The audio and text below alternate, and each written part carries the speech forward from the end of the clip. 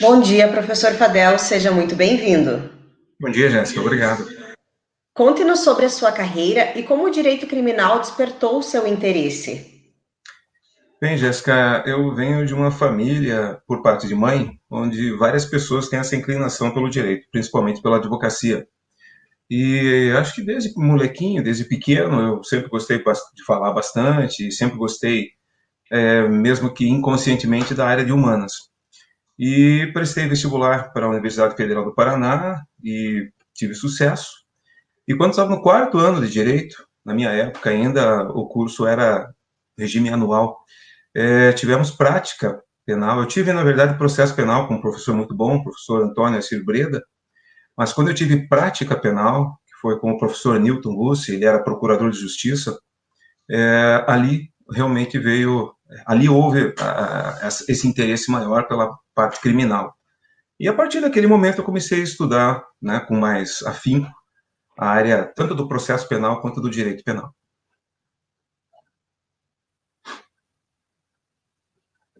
Sua carreira. Perdão, Jéssica, eu não te ouvi. Qual foi a atuação no júri mais difícil de sua carreira?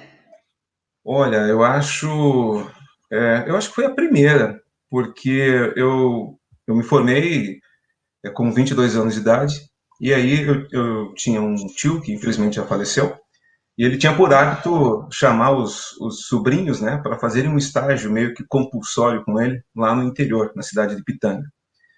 E ele foi nomeado na época, isso foi no começo dos anos 90, né? Aliás, começo dos anos 90. Ele foi nomeado para atuar num júri. E ele chegou para mim uma semana antes do júri e falou: Olha, Francisco, você vai fazer esse júri e eu estarei em Curitiba.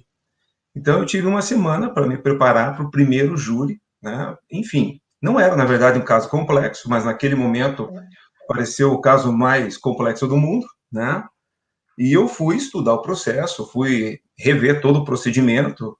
E como meu tio era um advogado muito famoso na região, então, naturalmente, as pessoas estavam esperando muito do sobrinho dele. Né? Isso é uma coisa, é uma expectativa das pessoas. Então, foi bastante difícil por esse aspecto. Mas, graças a Deus, eu lembro, inclusive, o nome do réu. O nome dele era Rizomar Barbosa, vulgo Boga. E ele estava preso, naquela época, em decorrência de uma acusação de estupro. E esse processo se tratava de uma tentativa de homicídio. Então, houve até algumas particularidades na sessão de julgamento, mas acho que esse foi o mais difícil exatamente por conta desse contexto de como as coisas aconteceram. Eu tive que realmente estudar sozinho, preparar tudo sozinho. Mas é assim que a gente aprende, né? Não existe outra maneira, né, de verdade, realmente para a gente assimilar e aprender. Tem que ser assim. Certo. E quais as dificuldades que os acadêmicos que pretendem se especializar em direito criminal enfrentarão? Olha, acho que atualmente, principalmente essa produção desenfreada de leis, né, tanto de cunho penal quanto processual penal. E leis, muitas vezes, ainda criadas de uma forma irregular. O legislador, muitas vezes, não sabe exatamente o que está fazendo. Né? A título só de ilustração, na Lei Maria da Penha, que é uma lei já relativamente antiga, nós temos ali, num determinado artigo, temos ali a chamada pena de cestas básicas. Não existe pena de cesta básica na nossa legislação. Então, eu imagino que, nesse aspecto, dominar esse contexto maior, né, para poder se organizar e compreender exatamente essas nuances tão grandes, essas modificações tão rápidas do direito, não só do direito criminal, mas do direito como um todo, penso eu que deva ser o caminho um pouco mais difícil. Mas, enfim, depois de um certo momento, quando se consegue o rumo principal, eu acho que a partir desse momento as coisas se tornam um pouco mais fáceis. E agora vamos falar um pouco do cidadão Francisco Fadel. Conte-nos um pouco sobre a sua banda e o Elvis Presley. Ok.